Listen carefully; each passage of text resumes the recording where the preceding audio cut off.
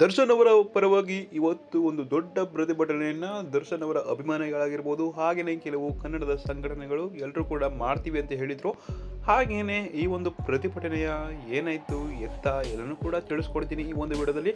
ಅದಕ್ಕಿಂತ ನೀವೇನಾದರೂ ಈ ಒಂದು ವಿಡಿಯೋನ ದರ್ಶನ್ ಅವರ ಅಭಿಮಾನಿಗಳು ಯಾರಾದರೂ ಈ ಒಂದು ವಿಡಿಯೋನ ನೋಡ್ತಾ ಇದ್ರೆ ದಯವಿಟ್ಟು ಸಬ್ಸ್ಕ್ರೈಬ್ ಅನ್ನು ಮಾಡಿಕೊಂಡು ಹಾಗೇನೆ ಕಮೆಂಟ್ ಬಾಕ್ಸಲ್ಲಿ ಡಿ ಬೋಸ್ ಅಂತ ಕಮೆಂಟ್ ಅನ್ನು ಮಾಡಿ.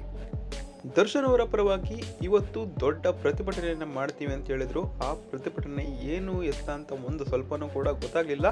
ಯಾಕಂತಂದರೆ ಎಲ್ಲೇ ಹೊಡೆದ್ರು, ಎಲ್ಲೇ ಸೋಷಿಯಲ್ ಮೀಡಿಯಾಗಳಲ್ಲಾಗಿರ್ಬೋದು, ನ್ಯೂಸ್ ಪ್ಲ್ಯಾಟ್ಫಾರ್ಮ್ಗಳಲ್ಲಾಗಿರ್ಬೋದು, ಈ ಒಂದು ವಿಚಾರವನ್ನು ಜಾಸ್ತಿ ತೋರಿಸಲಿಲ್ಲ.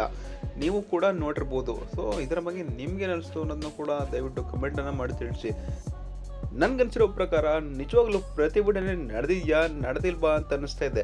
ಯಾಕಂತಂದರೆ ನೀವು ಹೋಗಿ ಹಲವಾರು ಯೂಟ್ಯೂಬ್ ಚಾನಲ್ಸ್ಗಳನ್ನ ಸರ್ಚ್ ಮಾಡಿ ಕೂಡ ನೋಡ್ಬೋದು. ಯಾವುದೇ ಥರದ ವಿಡಿಯೋ ಈ ಒಂದು ವಿಚಾರವಾಗಿ ಯಾವುದೇ ಥರದ ವಿಡಿಯೋಗಳು ಕೂಡ ಬಂದಿಲ್ಲ.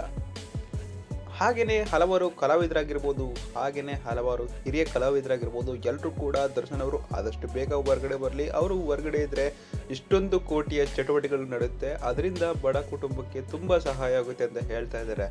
ದರ್ಶನ್ ಅವರ ವಿಚಾರವಾಗಿ ಯಾವುದೇ ಥರದ ಅಪ್ಡೇಟ್ಸ್ಗಳಿದ್ರು ನಾನು ನಿಮಗೆ ಬೇಗ ವಿಡಿಯೋ ಮಾಡಿ ತಿಳಿಸ್ಕೊಡ್ತೀನಿ. ಮತ್ತೆ ಸಿಗೋಣ ಮುಂದಿನ ವಿಡಿಯೋದಲ್ಲಿ.